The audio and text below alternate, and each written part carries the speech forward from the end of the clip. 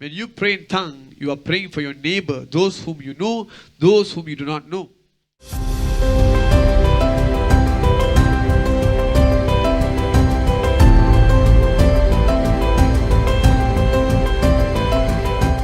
You must remember the second great commandment in the Bible, it is to love your neighbor as you would love yourself.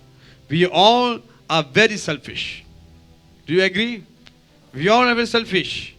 When something happens to us, we will be in tears praying, Lord, help me, help me, help me. When something happened to our neighbor, so what? God will help you, don't worry. And we pray, Lord, please, Lord, help him, Lord. He's bothering me so much. The disciples did that. The disciples did that when a woman called, a Canaanite woman came to Jesus. She came to Jesus asking, Lord, my daughter is sick. She's not doing well. Heal her. Do you know what happened? Jesus was silent. He did not speak anything. She keep on asking, please, please, please. When she's asking, it means she's praying. Seeing that she's nagging, the disciples could not take it. They came to Jesus. Jesus, please do something for her. She's keep on bothering us. It's so annoying. This is how the servants of God feel sometimes. Bothering us so much. Please do something. Settle this case for me or else. Because they're humans. You know. And then Jesus said, how can I give the food that belong to children to the dog? Hallelujah. And then started another one more problem saying that how can Jesus call her dog? There's some teaching saying that even Jesus is not right. He called the people as dog. They don't understand that Jesus was testing her. Hallelujah. He was testing her patience, her faith, her humbleness. There's three things were tested in her. She was patient enough. She was humble enough to kneel down. You know. She has so much of faith in Jesus saying that only you alone can heal my daughter. Hallelujah.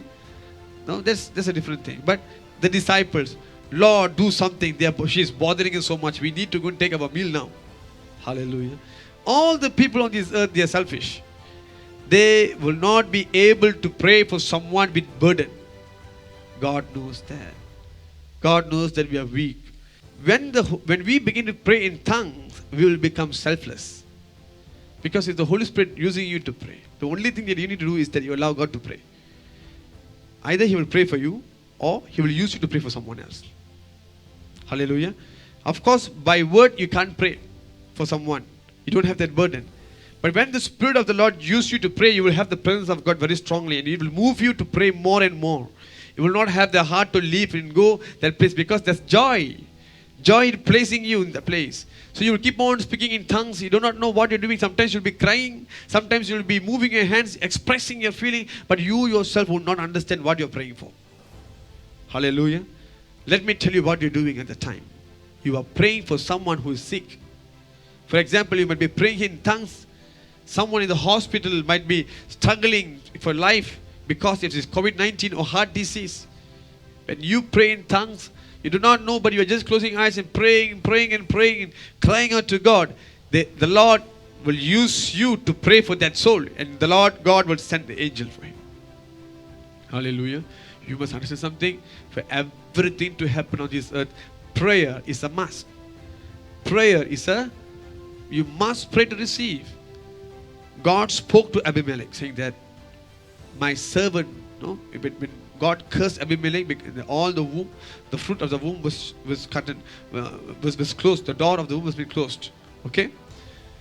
If God can talk to Abimelech in the dream, when Abimelech repented, said, oh, I did not know that's your servant. I took his wife. I didn't know. I'm very sorry.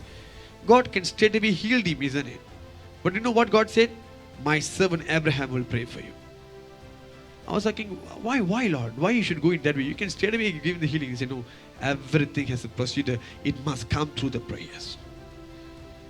But now we don't have the heart to pray for others. And God wants to use us as a blessing. How? Therefore, God used this method where He will use you to speak in tongue. And through your tongue's prayer, you are actually saving a life.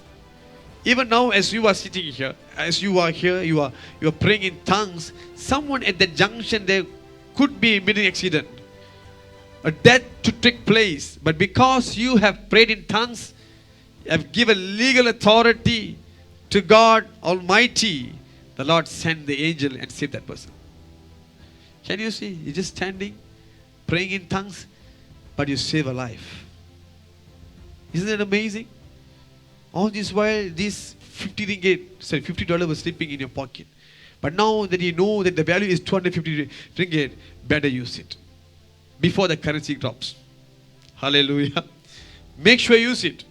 You have such a great weapon in your hand, but you are not using it at all. The time has come for you to excel in the gift of tongues. Hallelujah. When you pray in tongues, sometimes you're praying for your parents, for your children, for your spouse. Hallelujah. If let's say you are praying for a life partner, example, you see.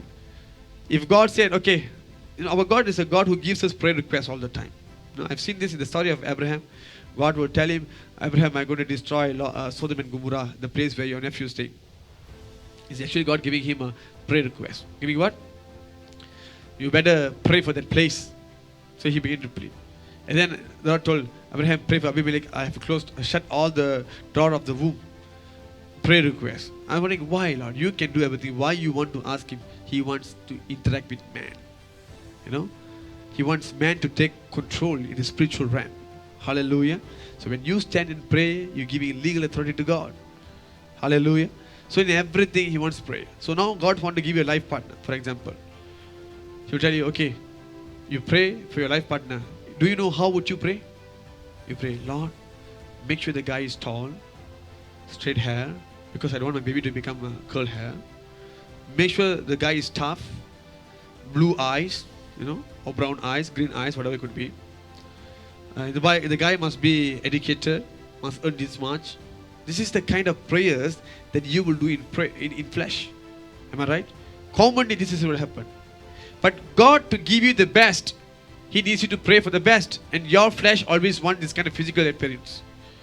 So when the Spirit of God comes within you, sometimes when you pray in tongues, you do not know what you're praying for. God is actually using you to pray for your future husband or future wife. Where you will pray, Lord, in tongues you'll be praying some of the languages, but it could be like this, saying that make sure that this guy never fall into any sin, that God will send angels, look after him, take care of him, that he will not fall in any illness, that he will stand firm for the Lord, be zealous for the works of the Lord, will fulfill the calling of the Lord. This kind of prayers all will never come from the flesh, only from the Spirit. So when you pray in the Spirit all the time, tongues all the time, at the end of the day, when your time comes, when you receive your groom, that groom will be a supernatural person. Now, what is the cause for it? Speaking in tongues. Hallelujah. Now, do you understand what I mean? Because your flesh is about after the appearance. Your flesh is after the physical appearance. But when you pray in the Spirit, God knows the best and how to bring it to you. Without prayer, you receive nothing. And that prayer must be in the Spirit. That's why I'm telling you, even for me to take a meal, I'll pray in the Spirit. When I take a meal, Lord, bless you. I must feel the presence of the Lord. And then that's the prayer accepted for me. I've grown up like this. Not since small, since the day I was saved. God taught me everything must be done through my Spirit. Hallelujah. As for me, praying in the Spirit is the powerful. It is done. It is accomplished. Hallelujah. Hallelujah. So this is what it means praying in tongues. When you pray in tongues, you either could be praying for yourself or you could be praying for someone else whom you know or whom you do not know. Hallelujah.